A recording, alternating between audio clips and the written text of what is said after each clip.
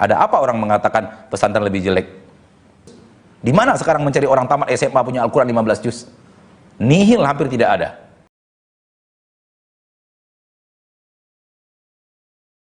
Mohon nasihatnya Ustadz. Nah.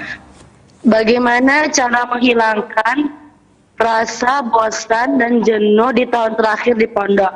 Semakin di penghujung semakin bosan Ustadz. Semakin kuat tablis iblis itu membisikkan kami untuk malas, bahkan semangat pun kurang Ustadz. Nah. Tolong berikan nasihatnya Ustadz. Kami sangat butuh. Bentar lagi juga ujian. Tolong berikan juga doa-doa supaya terhindar dari rasa-rasa seperti ini nih.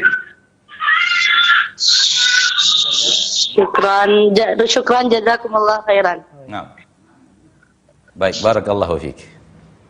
Di dalam Al-Quran Allah tabaraka ta'ala berfirman, wala yunabbi'uka mithlu khabir. Tidak ada yang memberitahu kepadamu lebih daripada orang yang benar-benar faham dan mengerti. Dan pertanyaan dari Adinda yang sekolah di pesantren kepada Ustadz cocok. Kenapa? Ustadz alumni pesantren, sehingga tahu pernak-perniknya dunia pesantren, dan sudah lulus dalam ujian meninggalkan pesantren. Kami dulu ketika masuk pesantren, total yang masuk tahun itu 40 orang. Yang sampai ke penghujung hanya 6 orang.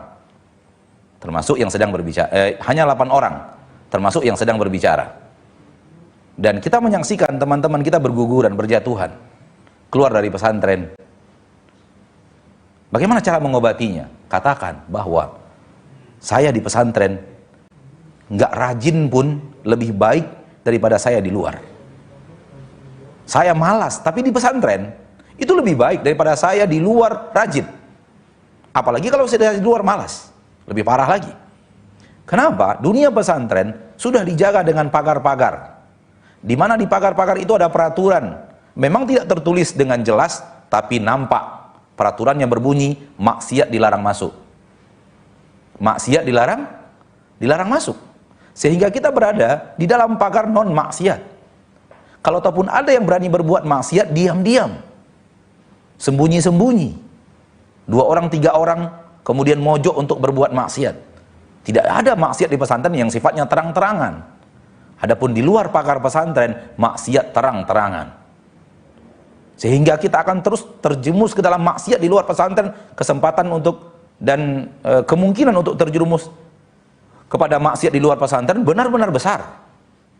Apatah lagi jauh dari pantauan orang tua, apatah lagi kita berteman dan berkawan, diajak nonton ke tempat-tempat maksiat, diajak kongkow di tempat maksiat, diajak pacaran, yang itu tidak ada di pesantren sama sekali. Diajak nonton konser dan yang lainnya. Jadi kita malas saja di dalam pesantren lebih afdol daripada luar pesantren. Bayangkan kalau kita rajin di pesantren. Kita dengar orang baca Quran. Kita tidak baca Quran duduk, tapi dengar orang baca Quran, sudah pahala sudah. Mau tidak mau kita pasti ke masjid. Disuruh ke masjid. Karena semua orang ke masjid. Maka keberadaan kita malas di pesantren itu lebih afdol daripada rajin di luar pesantren. Ada apa orang mengatakan pesantren lebih jelek? Dan orang yang bisa bertahan sampai ke ujung berarti manusia pilihan. Orang yang bisa bertahan di pesantren sampai ke ujung manusia pilihan. Terbukti banyak yang berjatuhan. Sehingga ketika Ustadz di pesantren melihat kawan-kawan berjatuhan di tengah jalan, kelas 2 keluar, kelas 4 keluar. Kami dulu istilahnya kelas 1, kelas 2, kelas 3, kelas 4, kelas 5, kelas 6. Yang sekarang 8, 7, 8, 9, 10, 11, 12. Kalau kami dulu hitungannya 1, 2, 3, 4, 5, 6. Kelas 2 keluar, kelas 3 keluar, kelas 4 keluar, sampai ada yang kelas 5 keluar, kelas 11 keluar. Ustadz mengatakan di dalam hati, ya Allah, hanya orang-orang yang kau pilih yang bisa sampai ke ujung.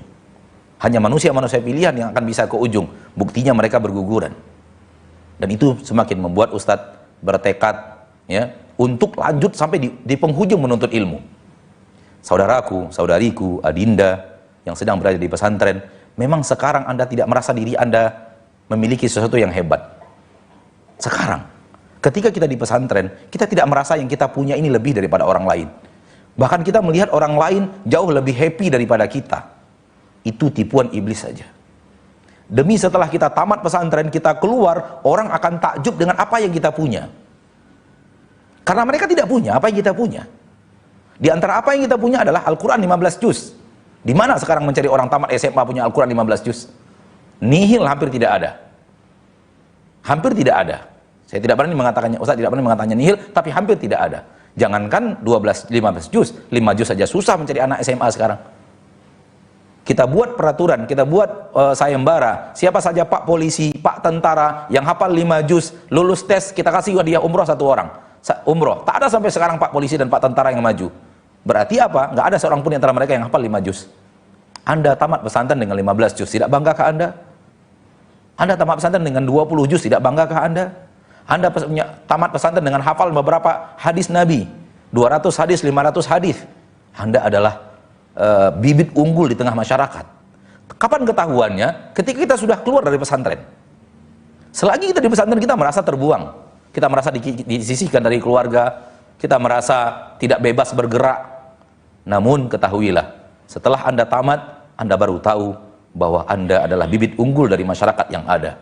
Maka berbahagialah kalau Anda bisa selesai sampai penghujung dan bertekadlah untuk semangat terus. Walaupun tidak semangat, walaupun sedang malas, itu lebih afdal daripada semangat di luar. Barakallahu fiik. Nah, saya harus punya rumah yang tidak layak huni. saya harus menerima rumah tidak layak huni, ya?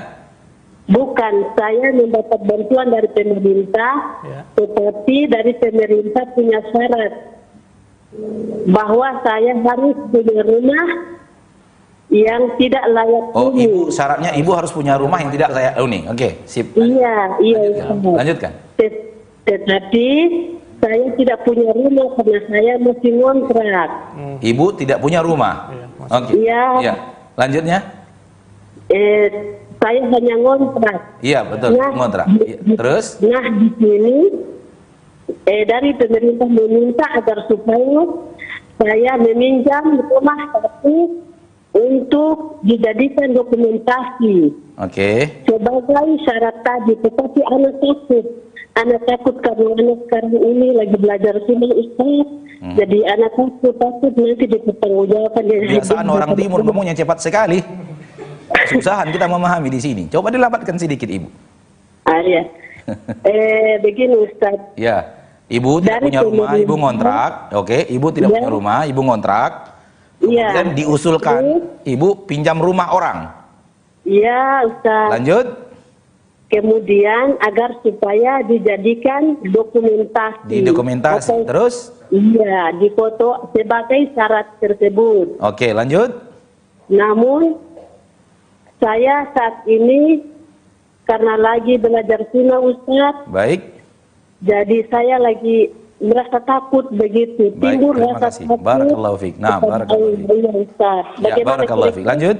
saya harus ambil atau tidak Ustaz? Ya, lanjut. Ya, baik. Ya, Baik. kira-kira penjelasannya seperti apa? Terima Baik, kasih baik. Ustaz. Baik, Ibu, baik. Iya, Iya. semoga Allah selalu menjaga Ustaz dari Amin. keluarga. Ya, Ibu juga ya. Namun besok kalau Ya. tanya kepada kita, pelan-pelan sedikit, Bu ya. Iya. Pelan-pelan, karena orang timur cepat kali ngomongnya. Ya, lanjut. Baik, Bu. Barakallahu fiik. Iya, mohon Barakallahu doanya. Ustaz. Semoga Indonesia ini semakin banyak orang jujur seperti Ibu ya. Insya Allah Ustaz. Amin. Ya Allah, amin. Banyak orang yang tidak jujur. Melakukan apa yang tidak ada di hatinya. Baik. Ya, Bapak Ibu yang dimuliakan Allah Subhanahu wa taala. Udah. Baik, Bu. Cukup, Bu. Cukup, Ibu. Barakallahu fiik. Bapak Ibu yang dimuliakan Allah Subhanahu wa taala Rabbul Izzati wal Jalalah. Apa yang kita dengarkan dari Ibu ini membuat kita malu sebenarnya. Malu. Kenapa kita malu? Orang diberikan hadiah rumah, kemudian dia ragu untuk menerimanya karena harus dibuat dokumentasi yang tidak sesuai dengan apa adanya. Tidakkah ini teguran bagi Anda yang telah memiliki rumah? Bahkan rumah Anda tidak 1, 2, 3, 5, 10, tapi tetap Anda ingin mencari rumah yang ke-11, 12, 13 dengan cara yang haram? Ini tamparan. Ini tamparan manusia berjiwa mulia dengan kepapaan yang dia miliki. Dan Indonesia membutuhkan orang-orang seperti beliau. Bukan pujian kepada yang ada, tapi realita dari apa yang ternyata terjadi di negeri kita tercinta. Kerakusan dan ketamakan membuat orang kaya tidak berhenti berdusta. Sementara si miskin papa tidak mau menerima rumah, kan hanya takut dibuat dokumentasi yang tidak sesuai dengan realita yang sebenarnya. Bukankah ini tamparan, wahai orang-orang pendusta? Bukankah ini tamparan, wahai para koruptor Indonesia? Jiwa mereka mulia di tengah kekurangan yang mereka miliki, sementara Anda rakus di tengah harta Anda yang melimpah ruah. Siapa sebenarnya yang kaya dan siapa sebenarnya yang miskin? Andalah yang miskin, wahai para koruptor. Kepada ibu yang bertanya, barakallahu fik, kalau dibuatkan dokumentasi itu di rumah tempat ibu kontrak, ya, insya Allah tidak apa-apa, karena ibu berhak mendapatkan rumah itu. Karena syarat yang diberikan oleh pemerintah, punya rumah yang tidak layak, ibu pun rumah pun tidak punya, maka ibu lebih berhak mendapatkan dibanding orang yang punya rumah yang tidak layak. Oleh karena itu, usahakan saja fotonya di tempat yang memang tempat ibu ngontrak. Kalau ingin diakali, gampang, ngontraklah, pindah kontrak sekarang dan ngontrak 1 bulan di rumah yang tidak layak huni. Dan itu bukan mengakali dengan cara berdusta, ya. Tapi kalau seandainya kita berpura-pura saja cari rumah yang tidak layak huni, kemudian kita berfoto di sana padahal kita tidak ada transaksi apapun di sana, itu juga ada kebohongannya. Tapi solusinya ada. Pinjam uang dari sebagian kaum muslimin, cari rumah yang tidak layak huni, kontrak selama 1 bulan, kontrak selama 1 minggu. Dan ketika ibu sedang kontrak di sana, difoto. Itulah rumah kontrakan kita. Dan itu tidaklah dusta. Dan ibu lebih berhak untuk mendapatkannya. Karena ibu lebih rendah daripada syarat yang ditentukan. Syarat ditentukan punya rumah, tapi tidak layak. Sementara ibu tidak punya rumah sama sekali. Maka ibu lebih berhak mendapatkan dibanding yang punya rumah. Maka ambil kesempatan itu. Dan kalau memang ibu takut berdusta, saya sudah ajarkan caranya itu supaya tidak berdusta. Ngontrak di rumah yang tidak layak huni, agar bisa difoto di tempat itu. Dan memang kita sedang berada di sana, kalau untuk mendapatkan sesuatu yang memang merupakan hak kita. Sampai di sini pertemuan kita di pagi hari yang berbahagia ini. Sekali lagi, semoga Indonesia tercinta dipenuhi oleh orang-orang berhati mulia seperti yang terakhir bertanya. Semoga Allah jadikan negeri kita cinta ini dijauhkan dari tamaknya para manusia-manusia yang rakus, ya, yang tidak pernah kenyang dengan harta sebanyak apapun, yang tidak pernah puas dengan kekayaan yang menumpuk dan menggudang di rumahnya dan di rekeningnya. Rekening gemuk pun tidak membuat dia berhenti untuk menggerogoti negara yang kita cintai ini.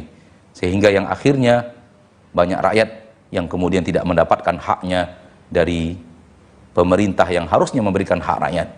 Ini harapan kita dan ini doa kita kepada Allah Tabaraka wa Ta'ala. Semakin banyak orang-orang jujur di negeri kita, maka akan semakin maju Indonesia yang kita cintai. Sampai di sini pertemuan kita.